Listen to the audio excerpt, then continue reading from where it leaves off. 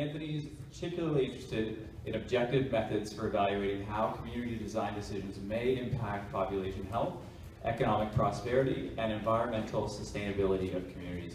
Anthony completed the Masters of Planning program at Ryerson, and his graduate research linked neighborhood-scale healthy built environment indicators to population health and well-being impacts.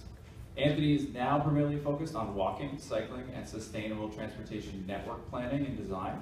However, his consulting practice also includes a broader focus on urban placemaking and sustainable mobility planning. Anthony's goal is to support meaningful community engagement processes and evidence-based decisions that help create great places for people to live, work, and play. Let's welcome Anthony Smith.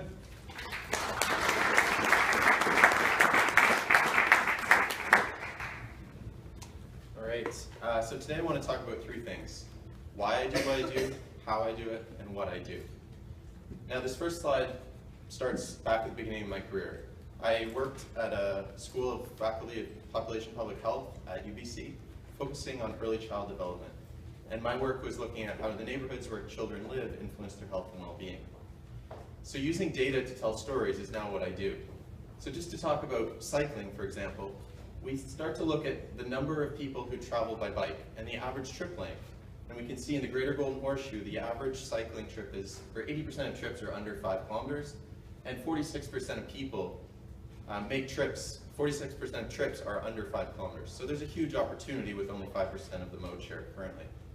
And what we need to do is develop indicators to help us plan more effective cycling infrastructure. So what I'm going to share are 10 indicators. They're basically layers of the story that we can weave together to start to talk about how to build more safe, protected bike lanes. And just to give you a little more context, my focus on public health is really about using an evidence-based approach to link concrete quantitative data through to health and well-being outcomes. And I'm particularly interested in physical, mental, and social health. And that's what my master's research was on. So the first layer of the story that I like to start with in my consulting practice is understanding where people live. It's the fundamental of the neighborhood, and not just showing a fuzzy population density map, but really making the best possible map so that you understand the density, people per hectare, and you can start to talk about different typologies of neighborhoods and how those things are connected. The second part of that story is the employment and where the primary commuter trips are going. So this map shows the the employment density overlaid with the subway network in Greater Toronto area. And this, the size of the circle represents the number of people within 400-meter walk of subway stations. Another dimension of why we make the trips we do are the destinations that are outside of our regular commutes. So things like grocery stores. I bike and I stop at the grocery store virtually every day. Things like schools. How do we connect neighborhoods and look at the network-based catchments, not just the circular crow's fly. So GIS is a great tool to help us do that. In addition, thinking about green space, not just in that binary kind of park, no park context, but thinking about land cover and connecting open spaces. So using satellite imagery and different layers we can obtain from open data sets. There's great data out there we can pull together and start to layer this into the conversation. Another really important context factor is transit. And there's things called GTFS feeds from a lot of these open data sites. Google uses it for Google Transit. And you can pull that data and map out the frequency of service, not just the point where the bus stop is, but how regular the service is. And those gaps are where you need to think about the last mile, first mile connections.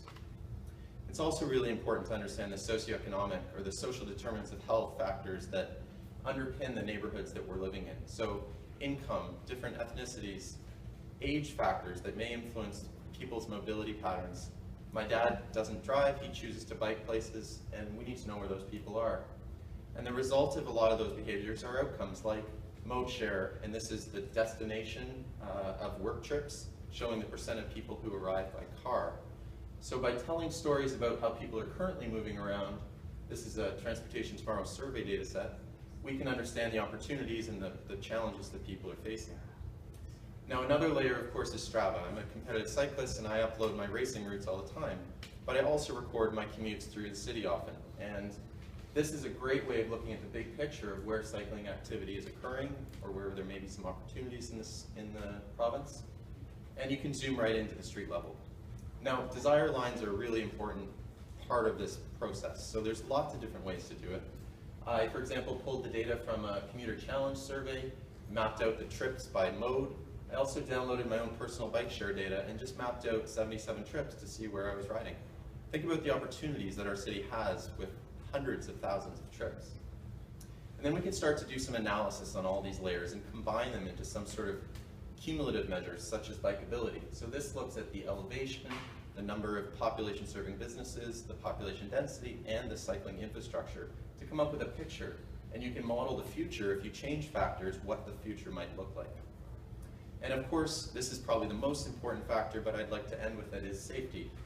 We need to understand the context and identify those hotspots where crashes are occurring, but we don't want to be always focusing on the negative. So this is an underpinning concept, and we need to understand it, but we also need to move past it and think about how to build healthy cities.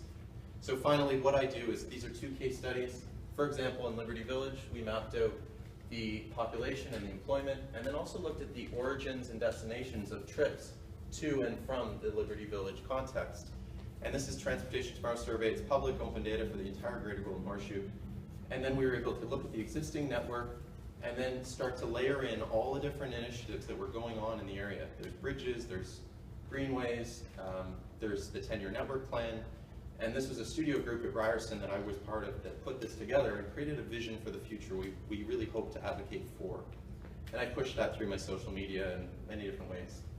The second project, this is before I started at MMM, so I had no involvement, but I pushed on my social media a way of looking at the gaps in the network, then looked at the GPS track data that the city collects through their cycling app, and identified this was a corridor where lots of cycling trips were occurring, but there was no infrastructure. And Cycle Toronto made a crash map, which was also really helpful. And of course, in the evaluation phase of this project, we're now thinking about how to report that key statistic that council will really focus on, and being able to say, the preliminary report, 36% of people, more people are cycling. That's a powerful number. I think it'll be a lot higher by the end. For me, the really important data is not just the numbers, it's the people and the stories behind them.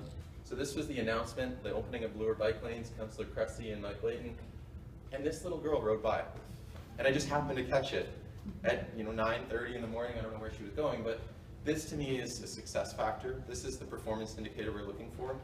And children and bikes, that's why I do what I do. So thanks for your time.